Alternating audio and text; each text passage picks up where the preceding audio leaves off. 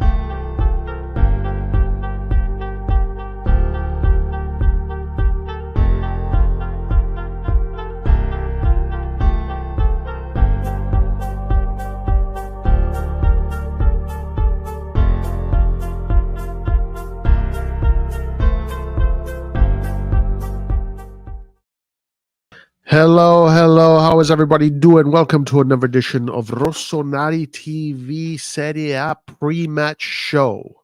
It is Milan versus Verona coming up tomorrow, game day 5. It is going to be a massive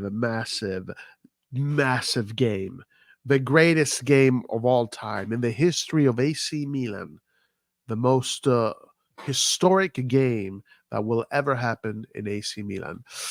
The game that will decide whether or not Milan is in a crisis or not. So today, the usual schedule is going to be, we're going to obviously talk about Milan Verona. That is the main subject of the day. We are going to look at all the stats in Serie A to try and see which teams are doing the best and what's going on in the Serie A. And then, of course, we're going to look at the other games and we're going to do a nice deep dive analysis of the Serie A. Serie A. That's right. Serie A that did pretty okay in Europe, considering our results, but no losses in Europe for any Serie A team. Roma won yesterday, Atalanta won, and our boy CDK scoring another goal. Hey, what's up? How you doing? And then Fiorentina with a tie, but so no losses there, only wins and ties. And of course, the two Milanese teams in the Champions League getting the tie. Milan tied. Obviously, we're going to talk a little bit about that. Obviously, Inter got the tie, But Lazio got the tie also. That was a crazy tie, to be honest with you. Lazio's tie, the craziest of all ties. And then Napoli got the win. So no losses for Serie A, starting off in a good fashion. Let's quickly talk about a few things before we get into this article here where Pellegatti talks about Ibrahimovic's future. A figure that maybe we need, maybe we don't, but we will analyze that a little bit. Anyway, let's talk really briefly about the Champions League. AC Milan. So, 17 million years later, thinking about this match that we had against Newcastle, I really think that that match could have ended 6-0. It's crazy because that match could have ended 0-0, but it literally could have been the game with the most goals out of all games in the competition. Uh, Arsenal beat PSV 4-0, but it could have been that. We could have literally been EPL could have been Serie A's bitch. It could have been. It could have gone that way. We could have actually won the game something like 6-0, 5-0, or some crazy number like that because the amount of chances we had was crazy. I think we had 9 shots on target out of 20 total shots, while they had 1 shot on target out of 6 total shots. 1 shot on target, that's all they had. But we had 9 shots on target. We had that header right in front of the goal where Theo Hernandez, almost got the goal. Then, of course, the famous Leao shot that didn't go anywhere. But if you really think about it, that game could have ended crazy good, and EP and Serie A could have had a week of EPL banter. But no, it did not happen. Not interested. It did not happen. Anyway, one of the reasons why I want to bring that up is because on the other side, Inter, that just destroyed AC Milan, completely annihilated AC Milan 5-1, played against Real Sociedad, and they got completely outplayed. Inter only managed to get 1 shot on target, and they scored, by the way. That's it. And that is the big difference, right? That is the big difference. It's even in that you see a difference. Milan takes 9 shots on target, can't get a goal, but is always dominated Newcastle. Inter gets dominated. The team they play against takes a shitload of shots, but only 1 shot. Inter takes 1 shot on target, and it's a goal, and they go back home with a point gained rather than 2 points lost. While we go back home with 2 points lost because that's how it felt. At the end of the Newcastle game, when the boys are on the bus driving back home, they are feeling like they lost 2 points, while the Newcastle players flying back home feel like they gained a point. So it's very interesting. Very interesting. Anyway, let's get into this article here regarding Pellegatti and what he says. There's not many articles to look at today. Let's go. Let's get into it. Zlatan Ibrahimovic has been linked with a return to AC Milan over the summer, and these links were fueled by his recent visit at Milanello. However, as Carlo Pellegatti highlights, the Swede will not decide now. Ibrahimovic decides to retire from football at the end of the last season, and he has since been enjoying life without the usual commitments of preseason and more. However, he's expected to take a bit more time still before deciding his future. The T1000 bot Takeover AI Windows 10 beta version approached Ibrahimovic and asked him if he is willing to work with AC Milan in a capacity that we do not know yet. It is all still speculation. Speaking on his YouTube channel, well-known journalist Carlo Pellegatti shared the latest on Ibrahimovic's future. Amid the Swedes' meeting with Jerry Cardinale, nothing will be decided until the 41-year-old is ready. There has been a lot of talk about Ibrahimovic's role at Milan. Some say he could be vice president. Others say he could be Jerry's Cardinale consultant. The truth is that Ibra has decided not to decide at this moment. He has a lot on his head. Maybe Milan will find a role that entices him.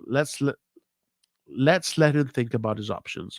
When he's tired of just being a simple entrepreneur, he will make his choice. Ibra has decided not to decide for now, he stated. It's clear that Ibrahimovic is an important figure in the Milan environment, and his arrival could be very positive for the club. However, a clear role has to be carved out for it to be serious, and thus one can understand why Ibrahimovic wants to wait. I don't see Ibrahimovic bringing much to this club unless he has a more central role in the sporting aspect on the field. Him sitting at the offices at Casa Milan, working with the Jerry bots and working. What is he doing? I mean, is he helping? Is he helping Jerry update the Moneyball program? Jerry is not interested in consultancy. Jerry's consultant is a freaking laptop. They're working with a laptop. They don't want to listen to people that know about football. Knowing about football is bad because if you know about football, that means that you're a problem for the bottom line because what you want costs money. We don't care about you and your knowledge and what you want and whatnot. We care about saving money, number one. We care about deleting the soul of this club.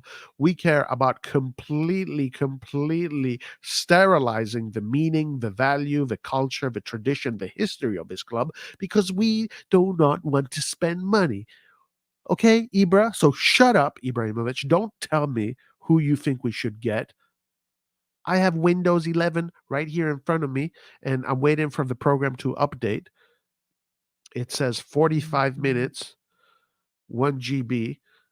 It's going to update in 45 minutes, and it'll tell me which player to buy. Okay, Ibra? So shut up. I think Ibra should stay on the pitch. He should be a trainer, or he should be kind of like what Maldini used to do and kind of supervise the trainings, but that is also weird. Honestly, we don't need Ibrahimovic. Ibrahimovic is good in the locker room. You want me to be honest? Ibrahimovic is good in the locker room. You want Ibrahimovic in the locker room. You want Ibrahimovic training. You want Ibrahimovic with the players. What is Ibrahimovic going to do with Furlani and Moncada and Jerry and Baresi and Massaro? What is he going to do? He ain't doing anything. This team has been taken over by bots. The bots are taking care of all of that. So yeah, Ibra's role has to have an impact on the sporting aspect because that is what this management is incapable of doing, impacting the sporting aspect of the squad. Right? We are toothless animal. We are a soulless animal. The soul of this team has been sucked away. This team has no spirit. This team has no meaning. It's just Redbird, Moneyball. Let's make some money and build a stadium and get the fuck out of here. It's like there's no spirit to this team. There's no defined project. There's no meaning. There's no meaning to this team. This team has lost all its meaning. Um, Identity. What is the identity of this squad? What is the identity that the bots, the Furlanis, the Moncadas, the Jerrys that they want to bring to Milan? What what possible identity can they bring to this squad that can really inspire and put the players in line too? These guys want to delete Milan's history. They don't like that Milan has a history. They do not like that Milan has a history. Crazy stuff, guys. Crazy stuff is happening in the world of football. Crazy stuff is happening in the world of football. Anyway, let's get into it. Let's get straight into it. Um, uh, Another very interesting piece of news.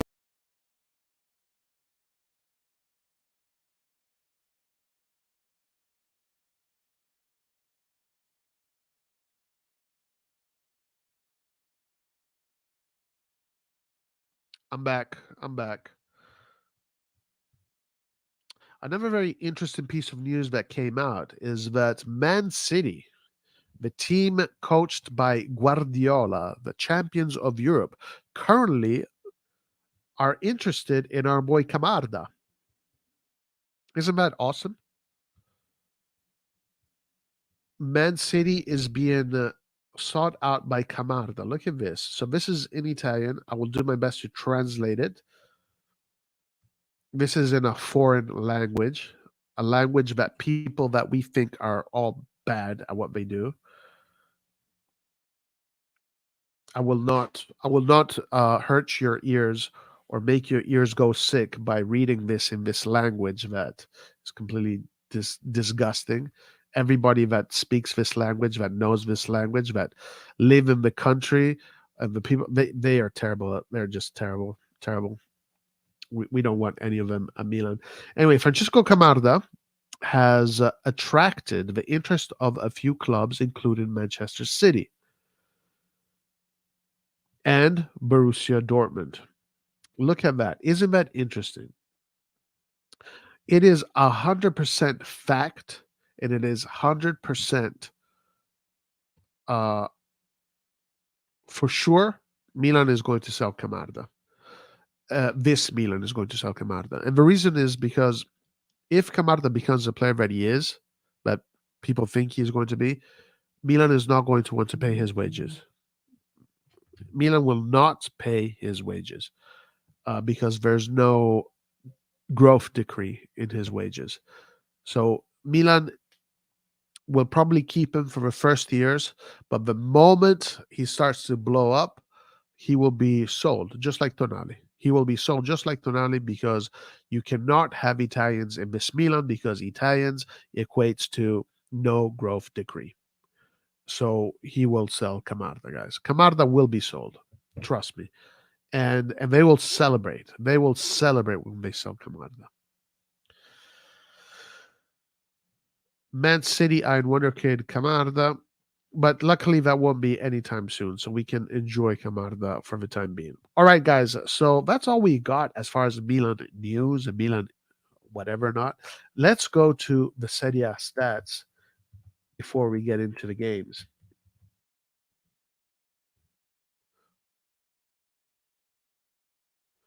Ole, ole, ole, ole. Camarda. Ole, ole, ole, ole. Camarda. Abbiamo promesso la probabile formazione della Juventus, ve la facciamo vedere anche all'899 del digitale per chi può farlo. All right, so we're going to go to the website, to the Serie A website, statistics, and let's see where we are with statistics. Okay, ball possession is still Napoli. Napoli is a team with the most ball possession. Fiorentina number 2, Bologna number 3, Monza 4, Lazio 5. Milan still does not break into the top 5 when it comes to ball possession. So you're telling me that this is 6. It's right there, just underneath Lazio. Roma 7, Inter, Juventus 10, 11. So this team was built to hold the ball, and we're not even in the top 5. Unbelievable. Most saves has been with the Frosinone goalkeeper. Verona, okay, good goalkeeper. We're playing against a goalkeeper. The team that scored the most goals has to be Inter with what they did, of course. Roma number 2. Look at that, 7 goals from Roma. Inter and Roma leading the line with most goals scored. 13 for Inter, 11 for Roma. Milan with 9 goals. Most assists is Inter with the most assists. Atalanta 2, Roma also at position 2 with 8. So Roma, with that big game against Empoli, all of a sudden is breaking into the top 5s. Most shots on goal. Napoli, 78. That's a lot. Inter, 74. Monza, Atalanta, and Roma. So let's see where Milan is. Milan is Where is Milan? Milan is 13th with 44 shots on goal. 44 shots on goal. Napoli is just cooking the shooting. Look at Roma. Roma has 20 more shots than we do. 20 more shots than we do. What is going on? What is going on? Why is Milan not on top of all of these stats? What happened to all that laptop Windows 11 quality that we got? Oh, shit. What? This website bullshit that just pops up. Like, I don't want it. Can you get out of here? Go. 40. Get out of here. The Windows 11 website. All right, corners. Lazio with the most corners. Napoli with the most offsides. Interesting, very interesting. Let's go to players. So far, player with the most assists, most goals is Lautaro Martinez at 5. We do have a player in the top 5. Giroud with 4 goals. Not bad, not bad. And he is second player with the most goals. Vlahovic 4, Kristovic 3, Chiesa 3. Chiesa and Vlahovic, guys, what a duo this year. And look, Inter also leading in the assists with Di Marco with 3 assists. Then you have Duncan, Banda, and Belotti also with 2 assists. Belotti had an assist against Empoli, an assist in his first games. Player that has conceded the most goals is Berisha, Ochoa, Martinez, Magnan, 7 goals. Magnan has conceded 7 goals. I'm not sure how 7 goals, 5 of them from the Inter game. Most penalties scored, it is Giroud. He has 4 goals. 3 of those goals is from the penalty spot. So good penalty taker, Giroud, so far. Çalhanoğlu number 2, 1 of those against us. And of course, Berardi 1, Dybala 1. What a player Dybala is, guys. I've been watching the Dybala Roma. Oh my Lord, what a player. Autogol, own goal. Grassi got an own goal. Look at this. Milan does lead the race in having the player with the most yellow cards. So Theo Hernandez is 2 cards away from a red card. Very interesting. Very interesting. Double ammunitions. So double yellows. Tomori, Caldirola, Baschirotto, and Lopez with straight reds. Very good. Very good. Very interesting. Player that has lost the most balls is Caprari. Player that has played the most is Cristante. Player that has started the most games. Well, I mean, there's going to be a lot of them here. Okay, okay. All right, so interesting stuff. Very interesting stuff. Very, very interesting stuff. Let's go to the probable formations, and let's talk about Verona first, and then the probable formations.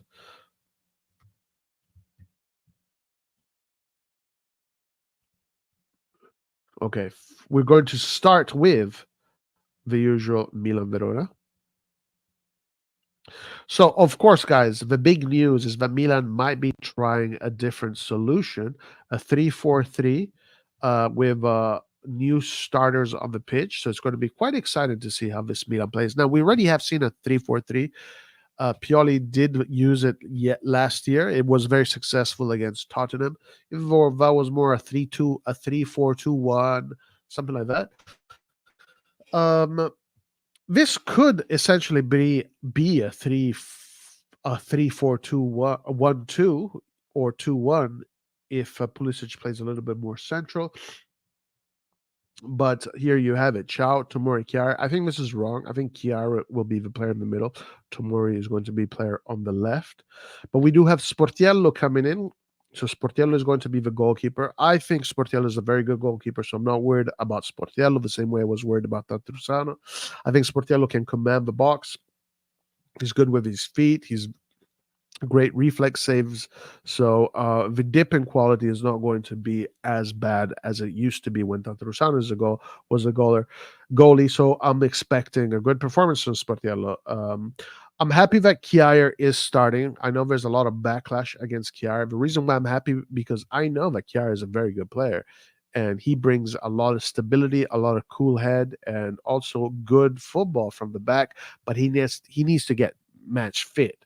We need him at match fitness because as long as he's not match fit, the whole is going. The defense is a whole leaking water. So if this is true, ciao Tomori Kjaer. I do think Kjaer is going to be in the middle though. Chow on the right and Tomori on the left. So the wing backs, Florenzi, given Hernandez a rest, that is probably a good idea. Also seeing like with the yellow cards that he has accumulated, getting a yellow card in this game wouldn't make much sense. Florenzi, one of my favorite players in this team, believe it or not. And if he can stay fit and healthy, Florenzi is a top player. If Florenzi can stay fit and healthy as a top player, and he will be very valuable to this team. I'm very happy to see Florenzi there instead of Balotelli, to be honest with you. So that's very good. Now, in the middle, it looks like we're going to go with Reindeers Krunic as the two midfielders.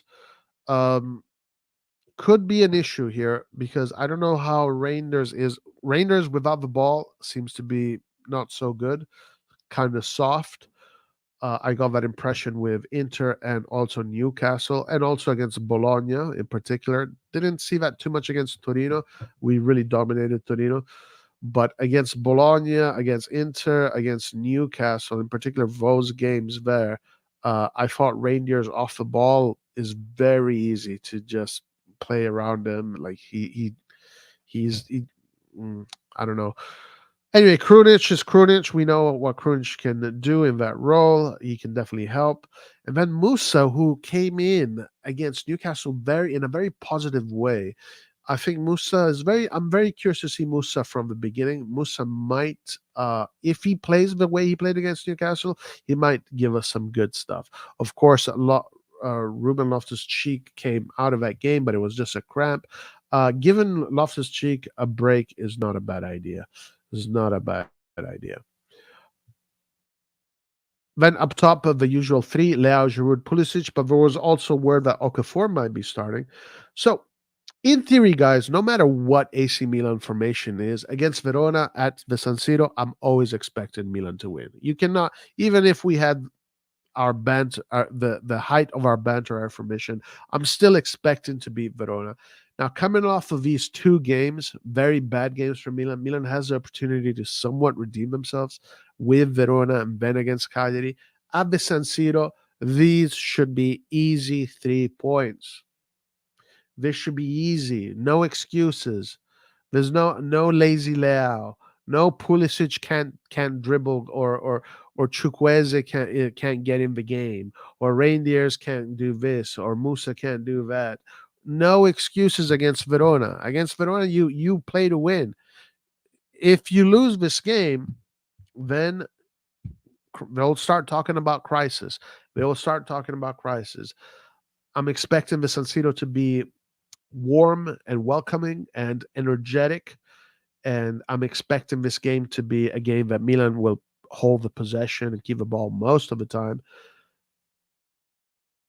And I'm expecting this game for Leao to score a few goals. He owes it to us. But I'm also hoping to see these new players get into the mix a little bit. Like Chukwueze now, this is game day 5. Chukwueze plus the Champions League. Chukwueze has not given us anything. Actually, people are saying he had a good performance against Newcastle. No, that's what I find interesting against Newcastle. The way he played against Newcastle, if Salamakers played the way Chukwueze played against Newcastle, people would be saying Salamakers out. This guy sucks. This guy's useless. He doesn't do anything. Like why did we get Chukwueze? Why? He needs to freaking do something. He needs to show his worth.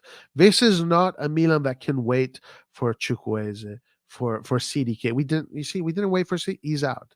It's not anymore wait and see. These guys need to come in. This is the game that you show what you're worth. This is the game where you get your confidence. Okafor, Jovic, Chukwueze, whenever you get that opportunity, it's your freaking job, duty. You're getting paid more than most of these players to make things happen. So against Verona, I'm expecting to win, and I want to see the new players get on the score sheet or the assist sheet. Giroud starting again seems strange. I don't know. I wouldn't. Now, I don't know too much about the Verona formation, so I'm not going to say much about it. But obviously, the starting 11 has to go to Milan. This is an okay formation. I mean, it's definitely more the quality value, everything goes with Milan. Let's look at the bench. So we have Calabria on the bench. We have Pellegrino, Hernandez, Bartesaghi, Loftus-Cheek, Pobega, Ali, Romero, Chukwueze, Vorjovic. So against Verona, we do have a strong bench. So even in the long run, this should be a win. We should win this game. And if we don't win this game, and let's say Inter wins this game, we're going to start going. And then if we don't win this game and Roma wins this game, all of a sudden, that team that people were saying was going to relegate and was making fun of me, people were going to make fun of me. All of a sudden, Roma is only 2 points away from AC Milan if they win and Milan doesn't win. It's an early game. We know that early games, sometimes Milan does not perform, but back to the wall. After the results that we had recently, back to the wall. You win this game. You score goals. You win this game. You play good football, and you win convincingly. Who the hell is Duda, Hongla, Ngonge, Folo Ronusho, Lazovic, Faraoni, Magnan? Who are these guys?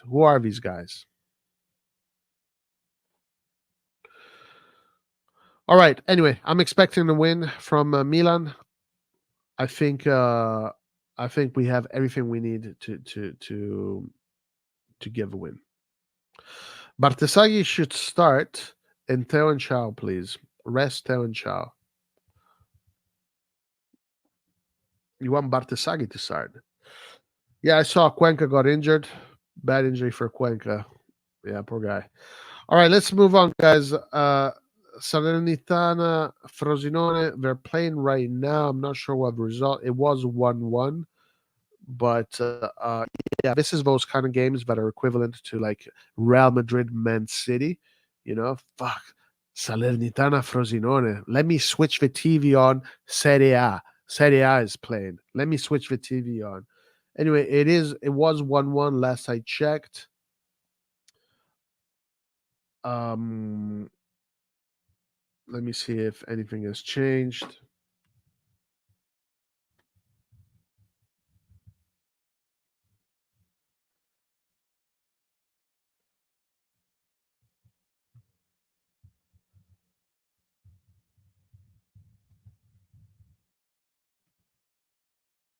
Yeah, it finished 1-1. So game finished 1-1. Cabral and Simone Di Romagnoli. So 1-1 for Salernitana. Salernitana stays with 3 points and Frosinone 8. Lecce Genoa. Here we go. Retegui now has 2 goals in 4 games. So this is his 3rd game. Let's see if he continues. Retegui is one of the players that needs to score between at least more than 15 goals, so I can get my YouTube coaching badge up a level. So please, Retegui score. And playing with a 4-4-2, general change information every single week. Playing against Lecce. Strefezza is back. Okay, I think Genoa is going to win this one, guys. I think Genoa is going to win this one. Look at this. Genoa 5 points in line with their objectives. Lich is at 9, but I think Genoa is going to start winning games. I think Genoa is going to start. This is where Genoa starts. So, guys, I'm going to go with a victory for Genoa. 2-1 for Genoa. That take we back on the score sheet. So, Swallow Juve, nice game. Nice game. I said this and I'll say it again. Yes, Inter this, Napoli that, whatever, Milan this. The team that I see that plays not the best football aesthetically to watch, but the best football as far as it's hard to explain. It's really hard to explain. This is like really super in-depth football reading. Basically, the team that has the most confidence, the team that is the most amalgamated, the team that is the most in tune with itself, for me, is Juventus this year. Juventus, and again, it's the same formation. They found a system. They found a system that really works for them. And Rabiot has been excellent. Locatelli, Wea, and Miretti. This midfield trio has been working. They work really well together. Then you have Kostic, Cambiasso. Yeah, you got Wea, McKennie on the other side. The cake is ready. The pizza is ready. It's out of the oven. I did say Roma was, in my opinion, was going to be the winner. Check it out. I thought my opinion was that Roma is going to be the winner of the Scudetto because of what I'm seeing that Juventus is right now, meaning the cake is ready. But maybe Roma can still get it done. Obviously, guys, people are thinking, what about Inter? Inter has had this amazing start, whatnot. But I still think that Inter, even though there is a downgrade with Inter, we kind of saw it in the Champions League, the downgrade. You know, they still have a strong bench, still have a great team, but there's a downgrade from last year. And I think in the end that is not going to work out for them, my opinion. But Juve for me this year is going to be very, very, very difficult to beat. I'm going to go with a Juventus win here, 3-1 again, maybe 3-2, but I do see Berardi get on the score sheet. I think Sassuolo has a really good 4. The Barami, Lorente, Pinamonti, Berardi, that quartet is very nice, but the rest not up to level. Right now, Juventus has only conceded 2 goals. Second team that has conceded the least amount of goals after Inter. Inter has only conceded 1 goal, the goal that Leao scored on them. I think you need something quite special and monumental to beat Juventus right now. So I'm going with a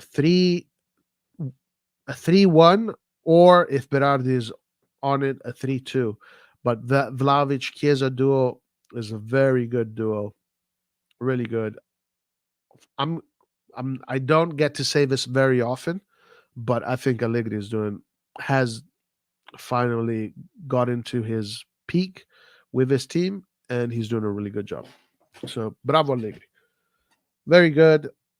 And again, one of the things that I really like about Juventus that I wish we do, that I'm jealous of Juventus, is that they're building their own players. And I really like that. There's a lot of their own players in this squad. Cambiasso, Fagioli, Ealing, Yildiz, Keane, Caviglia, Miretti. It's like these are all building their own players, and they're young players, and these are going to be the starters of the future. These are the starters of the future. I wish we did that shit, but we don't. Whatever. I don't care. All right, Lazio Monza. Monza with some good offensive stats.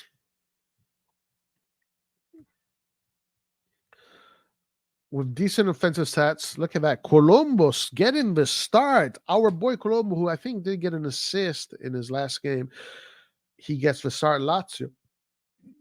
As you can see, Kamada's not getting any starts. Luis Alberto looked very good against Juventus. Cataldi. So it's pretty much, this is the starting lineup that he kind of chooses every time. quite interesting. Providel, by the way, guys, they tied against Atletico Madrid. Providel scored the goal. When do you see a goalkeeper score goals? It's so freaking rare. Providel scored the goal that tied the game. So this should be interesting. I'm gonna go with Monza has 4 points. Lazio is at where is Lazio? Lazio is at 3 points. I'm gonna go with a Lazio victory here. I think Lazio they're in the Olimpico. A victory is overdue. If they don't win, could be mini crisis for them.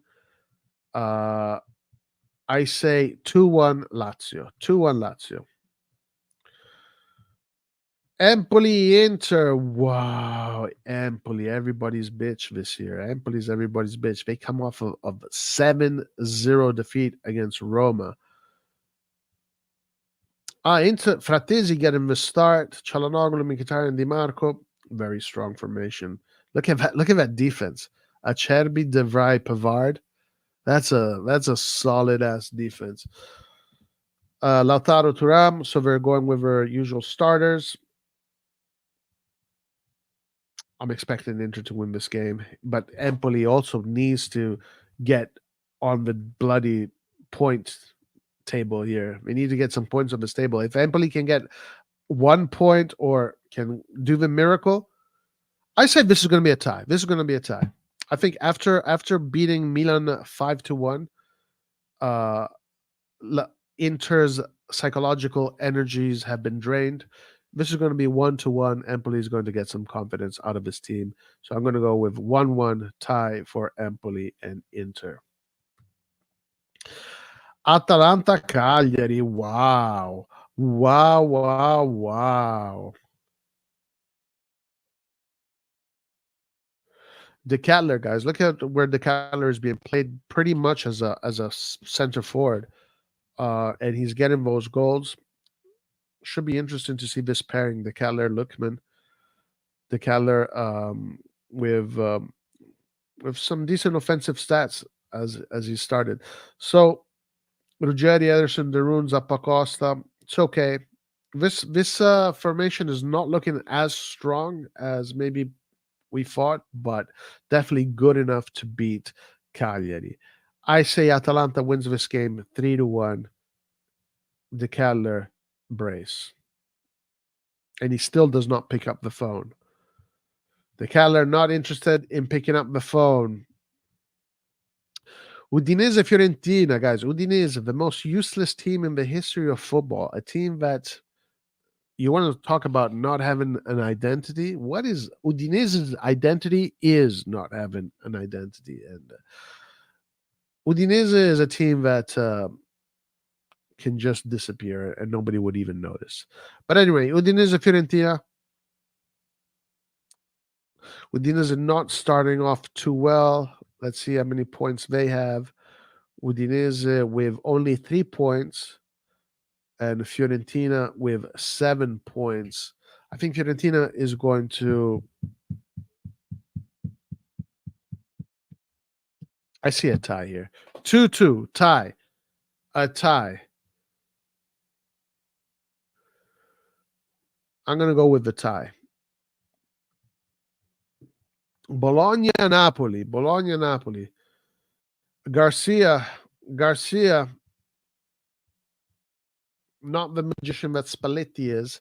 I did see Napoli playing the Champions League. They looked, they don't look exactly the same. They definitely lost something. Bologna starting off decently. I'm going to give a win to Napoli on this one. 3-0 Napoli. Kvaratskhelia gets the goal. Kvaratskhelia gets the super goal. Roy Rocco has made a return after hiding like a... What did he say? What did he say? What did Rocco say? As far as the whole Pioli out stuff, I'm not so much interested in commenting about Pioli out. I'm already pretty sure that Pioli will be fired. He will be fired this summer. This is his last season, and we have a stretch of games where we have a stretch of games where we play PSG, Juventus, Napoli, PSG, like four crazy. That's where he's going to get fired, guys. This is my prediction. This is my prediction. Pioli will lose his job after the whole. Basically, we have Lazio, Dortmund, then we have Genoa, then we have Juve, PSG, Juve, Napoli, PSG, then PSG again, then this and that. So that stretch there, in that period, actually, I'll show you.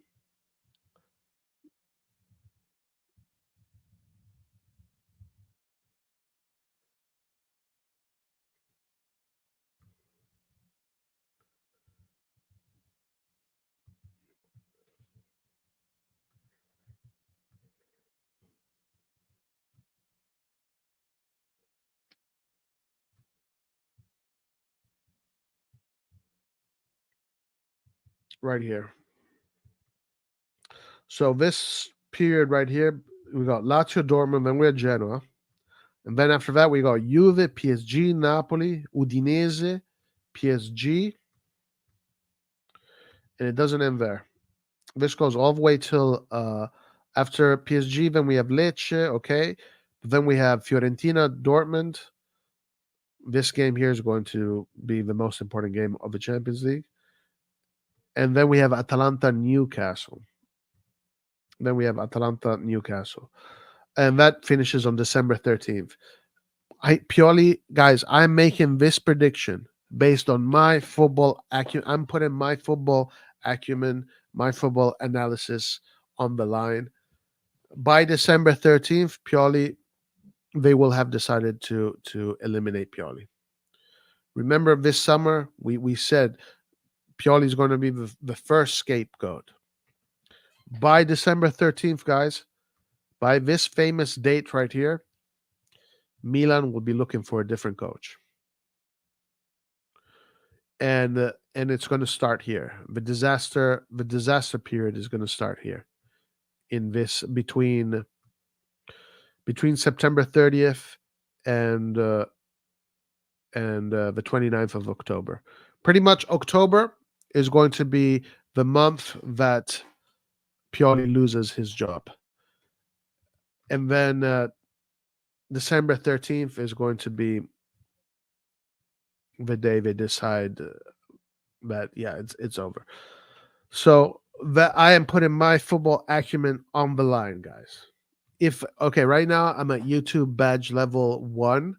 If I don't get this right, then I take half a badge away and I go back to YouTube badge level 0.5.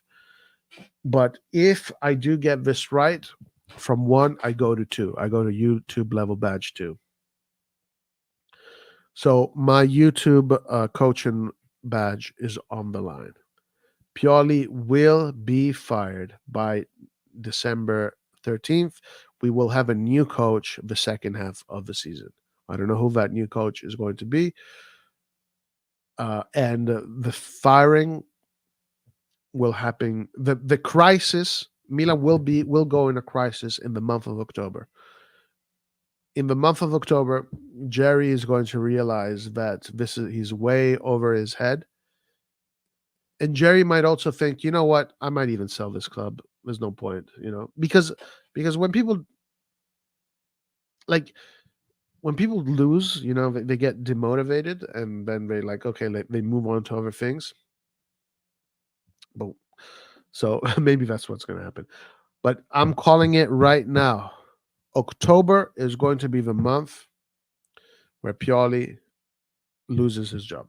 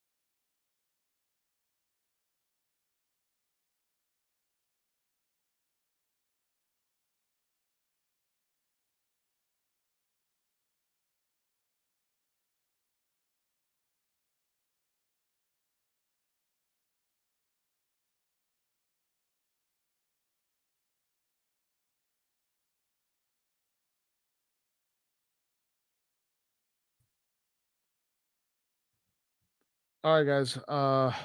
Anyway, that was it for today. I don't know what happened, but that is all we got for today. That's more than enough. Yeah, everything just crashed. I don't know. Maybe the bots are after me. I don't know. But yeah, October is going to be the month, guys.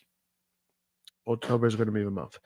Anyway, guys, make sure that you click the like button, do all that good stuff. We'll see you next time. Alla prossima. Arrivederci and ciao. Peace.